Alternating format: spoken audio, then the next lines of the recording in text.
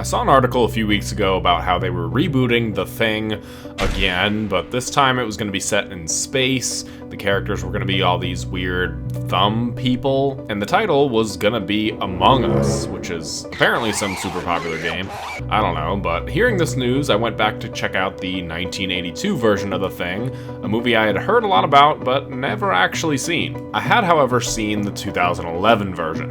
It was on Netflix not that long ago, and I checked it out, but that movie left me with a lot more questions than answers that would be solved by simply watching the 1982 version, which also ended with a lot more questions than answers, but in a different, cooler way.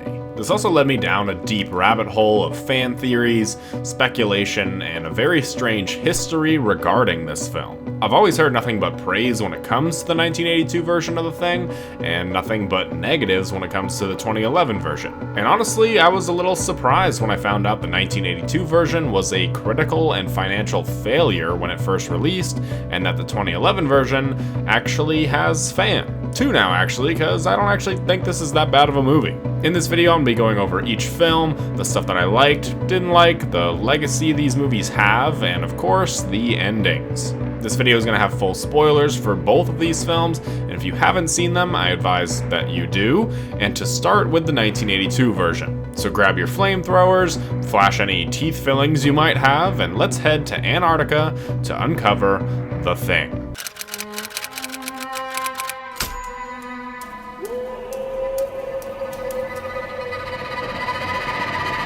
I'm going to be going over the 2011 thing first because last chance for spoilers here, but this movie is actually a prequel to The Thing, while still being called The Thing itself. Kind of like how Halloween is a sequel to Halloween, Scream is a sequel to Scream 4, and I'm just now realizing I really hope this trend doesn't continue. Right away, this one takes adamant time to set up the characters, something that the 82 version gets a lot of flack for not doing. In the grand scheme of people at a base somewhere, this is not a lot of people, but this is a lot of characters to have confined in one area. It's needed for a story like this for sure, but this movie takes the proper time to set up the characters while also moving the story along at a nice pace. We meet who we need to, give them a bit of personality, and move on. While a lot of the mystery and intrigue is missing in the first and second acts that the first film had, or I guess the sequel, it does try to replace this by talking more about the actual creature itself and the alien origins.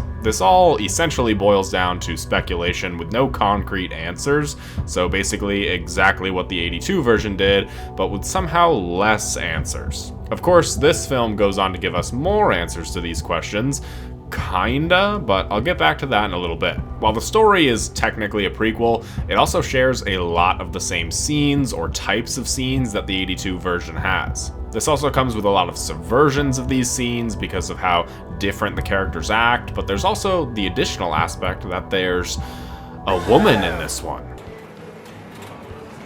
But in regard to it being a remake and it being a prequel at the same time, I feel like this movie set out to do an impossible task, and that's to try and please everyone. They had to cater to fans of the original, surprise them with the direction it took while also referencing the original, and make everything that happened in that one also happen here, and it just overall feels like they made things 10 times harder for themselves. But personally, I think for the most part, they actually did a great job balancing all these tasks. Clearly, a lot of people feel differently, so if you're not a fan of this film and you are a fan of the 82 version, please let me know why that is, because I'm genuinely curious. At the same time it does all this, it also adds new plots and lore to this universe, such as the Thing not being able to replicate artificial implants like braces or teeth caps. In the scene where they're all trying to prove themselves as human by showing their teeth, I was like, well, you're kind of screwed if you have perfect teeth, and what's the likelihood that most of them would have caps anyways? I tried looking it up if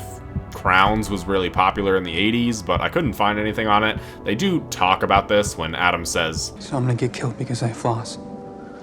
The original is incredibly famous for its use of practical effects, which this one does utilize sometimes, and other times not so much. While the 80s version still holds up very well, to the point I feel like I can't show a lot of it in this video, the 2011 version looks so fake that I feel like I can show it. Not because they didn't want to make the practical effects and they were being lazy, they actually did, and there was an entire cut of this movie with practical effects, but test screenings said that it looked too much like an 80s movie, so the scenes were replaced with 100% digital models. Part of me wonders what that cut looked like, and part of me wonders if the test audience was wrong, and for that matter, if test audiences in general can be wrong with the opinion of the majority, and because of that, we might have lost countless good versions of films over the years. And the director fought really hard to keep the version with practical effects, but the studio felt differently. In fact, the director said that he had such a bad time with Universal and the clash in production that he vowed never to work with another American studio again, and to this day, he still hasn't. The thing itself also seems to have a lot more urgency with killing and trying to escape, and I like that it acts a bit differently in this one, and then in the sequel, it's a lot tamer in its second attempt trying to escape. This adds a whole other layer to the thing adapting, other than just replicating looks and sounds. This leads to some more unique kills or combinations than we saw in the last one, but I think that they went a little overzealous with a lot of the CGI. The ending has a great, I won't say twist on the original ending, because this one has an answer. This time the pilot character, Kurt Russell, played by Joel Edgerton, is confirmed to be a thing, but it almost makes this ending a bit bleaker than the first, because we know there's literally no way for her to escape now. But since she's not in the 82 version and there's no trace of her, what happened to her? Carter says he knows of a Russian outpost about 50 miles away or something, but she doesn't know where that is, so I'm assuming she just died out here. Far and away, the biggest difference between the two films, other than the special effects, is the third act and all the additional alien stuff in this one. If this is where fans of the 82 version start to feel differently, I can totally see why, because this whole sequence is just really strange. All these weird Tetris cubes with the Lego building sound effect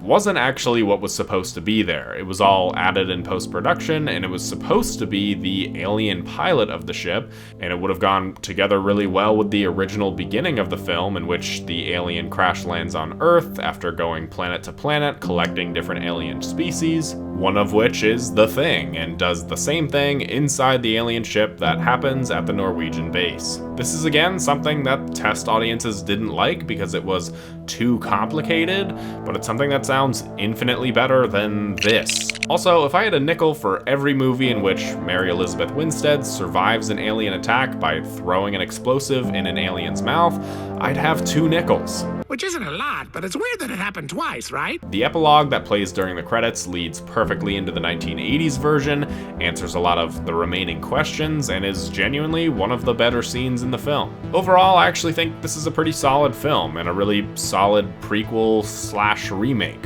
After researching a lot of the behind-the-scenes stuff, it sounds like this film could have been on par with the original if the director had gotten to stay true to his vision. But this film is like a 7.5, and the version that we could have gotten sounds more like a 9, but I guess we'll just have to trust the test audiences on this one.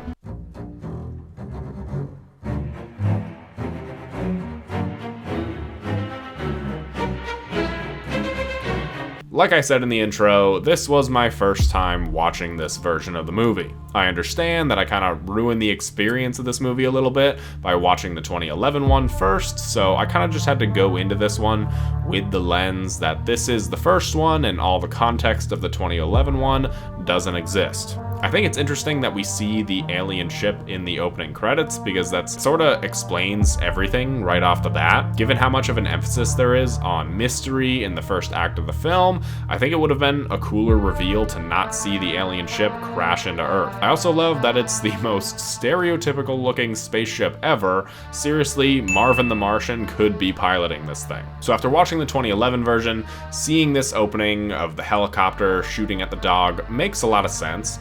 But without that context, I have to wonder what people were thinking while they were watching this. It raises certainly a lot of questions, especially when it becomes increasingly clear that this Norwegian dude is only interested in killing the dog. He's written off as just some crazy dude and doesn't have much of a chance to explain himself. And nothing's crazier than trying to kill a sweet and innocent puppy, especially one that is as cute as this, which is an excellent reason to have this monster be a dog. But this whole intro does a good job at setting up the isolated location and this impending mystery. I can see why people knock this movie for not properly setting up the characters. It kind of just goes right into the action and solving the mystery. We don't get a whole lot of the normal day in the life of these people.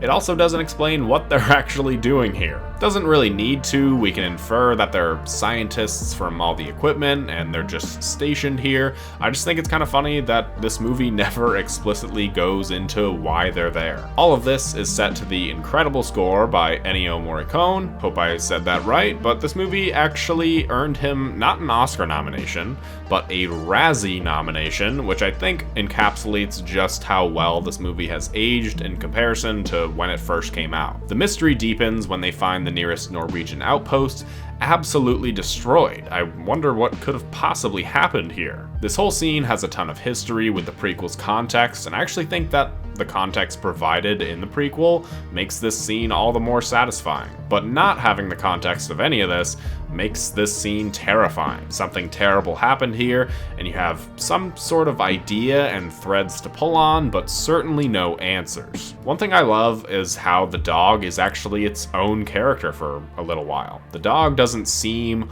or act like a dog, giving the audience a bit more hesitation because we see dogs in movies and we want to love them automatically. But this one, I don't know, something seems off. If there was an Animal Acting Hall of Fame, this dog is like the Marlon Brando of dogs. The autopsy scene, which I don't really think I can show a lot of on here, sets up the true horror of this movie because even though there's this disfigured looking monster, it has very normal human looking intestines and there's nothing physiologically wrong with it. While I said that the whole first act doesn't give us answers, it does give us everything that we need to know. Something very bad happened, there's some sort of alien ship that crashed, there's something wrong with the dog, something was dug up from the ice, and regardless of how grotesque something looks, it can still have typical and normal biology.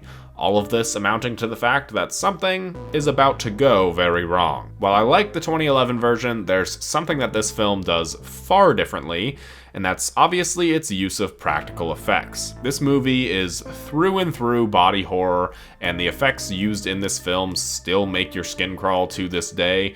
That's obviously due to John Carpenter being the master at horror that he is, and obviously the makeup and effects team. Another thing that separates this movie, not only from the 2011 version, but from most other horror movies, is that the characters are all pretty smart. Once they kill the creature, the doctor figures out whatever this thing is, it can replicate its cell structure to imitate other things, which immediately causes concern to everybody and really sets up the basis for the rest of the film, turning this body and monster horror into psychological horror as well. A big part of the film is uncovering the mystery about what happened to the Norwegians, what this thing really is, the alien ship, and all of this is super interesting and really highlights this fear that we have of both Antarctica and just unexplored places on Earth in general. It's why I find it kind of weird that they showed us the spaceship in the beginning of the film. The movie weirdly turns into like a whodunit, and we're given sufficient evidence to start suspecting each and every person. As they start turning on each other, we're right there with them because we also don't know who to trust. There's even a point where we don't entirely trust MacReady because we left his point of view for a few minutes. We're thinking back on scenes from earlier, looking for any missteps from these people, but also wondering what could have happened off screen. It's fantastic writing, and it puts us right there along with the characters. I do love the very visual representation explaining how the monster works. It allows us to really understand the rules of this universe and what's actually at stake. When MacReady says that he's human, and if all of them were monsters, they'd just attack him, so he knows some other people are also human, it really puts into perspective the situation they're in, how scary it is, because we don't know how many things there are, and who's still human. I like that as the movie goes on, we start to see the same things happen here that happened to the last outpost, which is funny because it's actually the same location and outpost, they just filmed these scenes after the American camp burned down at the end. The testing of blood scene is obviously the most iconic scene of the film, at least I think it is, but I'd say it's also the only scene that doesn't really age incredibly well. It goes on for far too long, MacReady can't get the flamethrower to work for like well over a minute, the editing is kind of strange, but I think this also speaks to the strengths of the movie, because it doesn't feel like an 80s horror movie whatsoever. This is really the only scene that speaks to its age, and even then, it's still a great scene. I love how the final version of the thing is this strange Resident Evil sort of monster that they get rid of immediately, and also how the outpost ends up exactly like the one they found in the beginning. It leaves it up to your imagination how the other base got that way, at least it did for about 30 years. The ending already leaves things open for your imagination. We don't know if either one of them is the thing or what happens after. There is a concrete answer, kinda, because according to John Carpenter, it's glaringly obvious that MacReady is breathing and Childs is not. Except over the years, he's contradicted himself so many times, saying that yes, one of them is a thing, and then no, neither of them are. He's probably said that both are at some point, so who really knows? But there's a lot of different evidence and theories about the ending, and I love this kind of shit. He said that Childs isn't breathing, except that he kinda is, so a lot of people say that since MacReady was throwing around Molotovs earlier, the bottle he gave to Childs was filled with gasoline, and the thing, not knowing the taste of alcohol, has no reaction to it, but then the music swells, which has hinted to the presence of a thing throughout the movie. But in the 2011 version, we learn that the thing cannot replicate artificial implants or appendages, so Childs must not be a thing because he's still wearing an earring. So both are, neither are, one of them is. Any way you want to view it, there's evidence to support it. There was also a ton of different endings filmed, like MacReady surviving and passing a blood test to some secret agency that knows about the thing, the two men blowing themselves up, a showdown between the two of them, a few others, and actually, I don't think any of those sound terrible, but I like the one that they went with. Some people hate when endings don't give concrete answers, but I've always loved a speculative ending. I think it makes the movie live on. Whatever horror you prefer, this movie has it all. Body horror, aliens, monsters, psychological. One of these might not be your cup of tea, but one of them probably is. It's insane to me just how well this film has aged, and just how bad it did when it released. I can honestly say I had no idea it was a critical and financial failure when it was first released, because I've only ever known this movie to be really highly praised. Sure, some things haven't aged incredibly well, there's not a whole lot of introduction to the characters, but I think this movie is just absolutely incredible. I'm giving this a 9.5 out of 10 for me. This very much feels like a modern horror movie, and a really, really great modern horror movie at that. Reading the reviews from when the movie first came out is kind of hilarious. They talk about how slow the movie is, how there's too much gore, the plot plays out like a novel and not like a movie, just absolutely ridiculous claims that would make all these critics probably hate every single modern horror movie, or maybe just every single modern day movie. And I don't know what it is, what John Carpenter did to them, but Dave's especially just really seemed to hate this movie. With how badly remembered the 2011 version is, my main thought goes to, well, maybe it just needs a few years and people will look at it better. Do I think that's actually gonna happen? No, I don't. This movie hasn't aged very well already in terms of visual effects, and since these are both largely the same movie that follows the same story beats, I think watching the 1982 version is always going to be the better move, which is unfortunate because I'd like to believe that there's a cut of the 2011 version with practical effects and a more fleshed out story that was probably pretty great. Even if it feels like an 80s horror movie, that would almost work out perfectly because it would be the perfect double feature. I think both of these movies tell a very interesting story about Hollywood in general. Sometimes things are ahead of their time, just needs a few years to breathe in order to get the love and respect it deserves, and maybe just because you can add CGI or use updated effects in films doesn't mean you need to or even should. The 82 version of The Thing wasn't loved critically because it wasn't like other movies at the time, and it didn't seem like a big studio movie, whereas the 2011 version was critically panned because it felt too much like a studio movie, and it felt like every other horror movie at the time. There's something about that symmetry and that irony that I find incredibly funny and also incredibly sad at the same time. So those are my thoughts on The Thing, both the 82 version and the 2011 version. What are your thoughts? Let me know which one you prefer and why it's the 82 version in the comments below. If you enjoyed the video, make sure to leave a like and subscribe for more content like this. If you do, then I'll see you in the next one. Yeah.